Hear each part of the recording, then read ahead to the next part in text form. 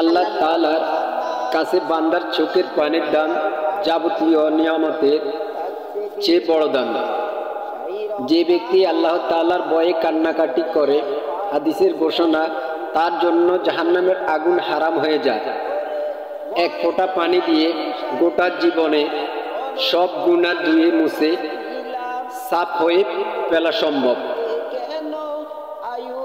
মানুষ এত নিষ্ঠুর, আবার মানুষ মোমের মতন নরম।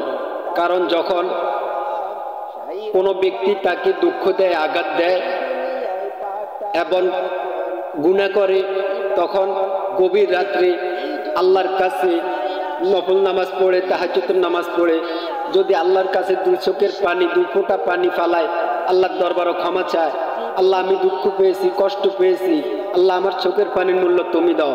আল্লাহ তাআলা হাদিসে উল্লেখ করেছেন, আল্লাহ তাআলা আপনার চোখের পানির মূল্য অবশ্যই দিবে। কোনো ব্যক্তি যদি আপনার চোখের পানির মূল্য নাও দেয়, তদ্রূপ আপনি আল্লাহর কাছে চোখের পানির মূল্য পাবেন। আল্লাহর ভালোবাসা ও ভয়ে মুমিনের হৃদয়ে আকাশ ভেদ করে যে অশ্রুকণা নয়নের কোণে এসে পানি, সে পানির মতো শক্তিশালী পৃথিবীতে আর কিছু নেই। সুবহানাল্লাহ। এই অশ্রু বান্দাকে প্রতিপালকের সন্তুষ্টি অর্জনে সহায়তা করে। মহান আল্লাহ ক্রোধ থেকে বান্দার মুক্ত হওয়ার পথকে সুগম করে, কঠিন বিপদ থেকে বান্দাকে মুক্ত করে।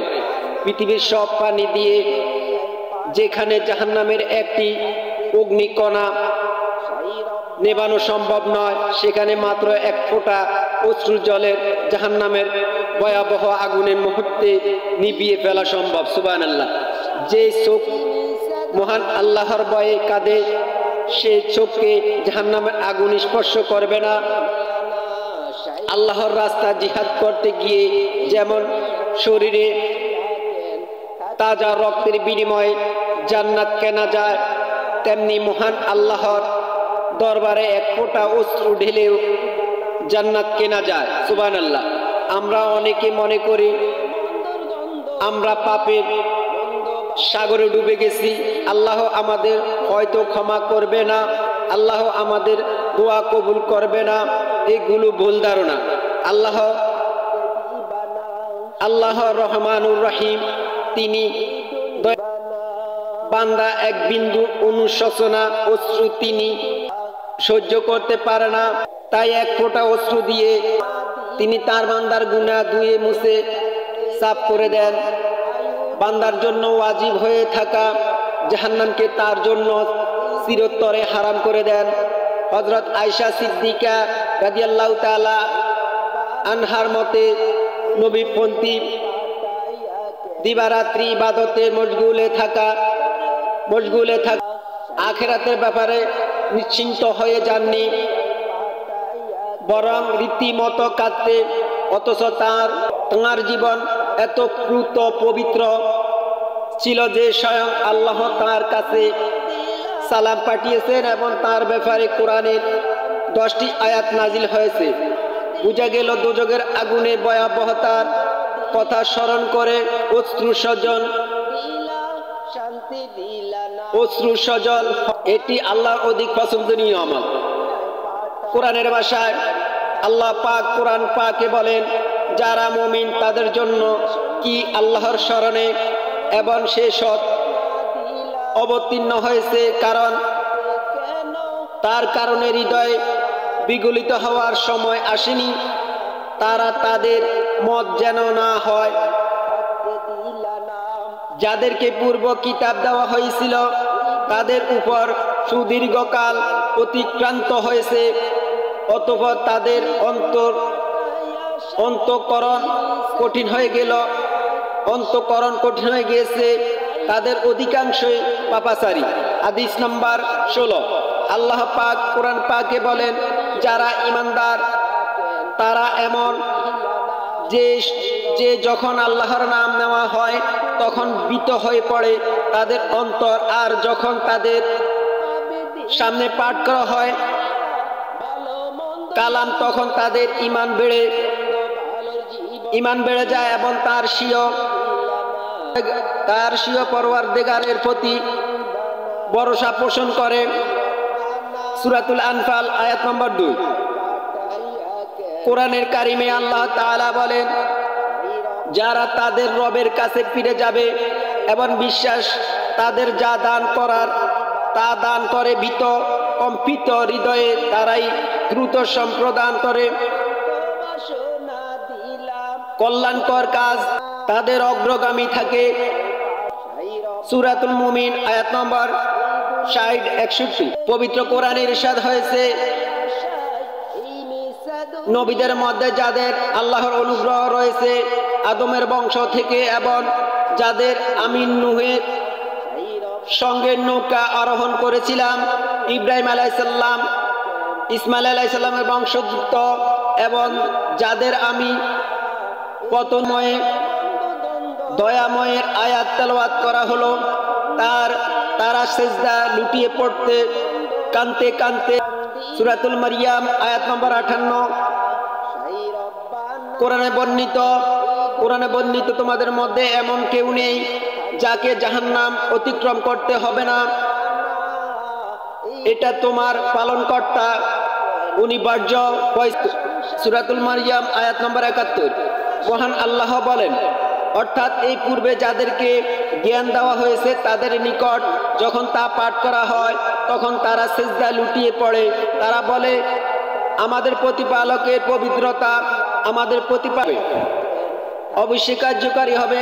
তারা কাঁদতে কাঁদতে ভূমিতে লুটিয়ে সিজদা পড়ে এবং কান্নার শব্দ শুনে তাদের নিবিড় অনুগ্রত আরো বৃদ্ধ পায়। সূরাতুল ইসরা আয়াত নম্বর 107-109। মহান আল্লাহ তাআলা আরো বলেন, তোমরা কিয়ামতের বিভীষিকাময় কথা শুনে আশ্চর্য হচ্ছ,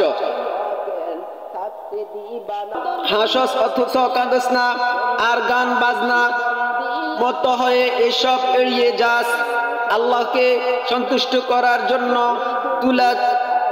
দুলা লুটিয়ে পড় এবং তার ইবাদতে মগ্ন হ। সূরাতুন নজম আয়াত নম্বর 59-62। তোমার প্রতিপালক বলেন,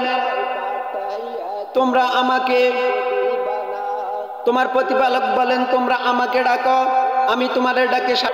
যাহারা অহংকার বসে আমার ইবাদত থেকে বিমুখ থাকে, নিশ্চিত তারা লাঞ্ছিত অবস্থায় জাহান্নামে প্রবেশ করবে। সূরাতুল মুমিন আয়াত নম্বর 60 থেকে আমি এই আয়াতখানা শুনিয়াছি। জাহান্নামের জ্বালানি হবে মানুষ এবং পাথর। সূরাতুল বাকারা আয়াত নম্বর 24। সেই দিনে হতে ভয়ে আল্লাহর দরবারে রোনা জারি করতেছি। এই কথা শুনে উক্ত পয়গম্বর আলাইহিস ওয়াসাল্লাম পাথরটিকে জাহান্নাম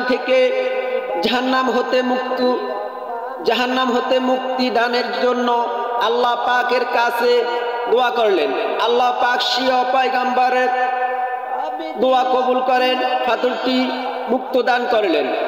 উক্ত পয়গম্বর আলাইহিস ওয়াসাল্লাম বেশ কিছুদিন পর আবার সেই দিকে অতিক্রম সময় দেখে এবার পূর্ব অপেক্ষা বেশি পরিমাণ ওই পাথর হতে অশ্রু দ্বারা নিগ্রত হয়েছে। পয়গম্বর আরজ করলেন, এ পাথর এখন আবার কান্না কেন?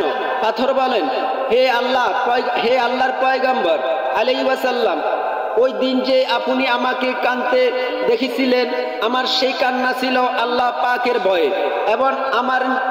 এবং আমার নিজের চিন্তা, কিন্তু আজ আমার এই কান্না হলো কৃতজ্ঞতা ও আনন্দের কান্না। সুবহানাল্লাহ।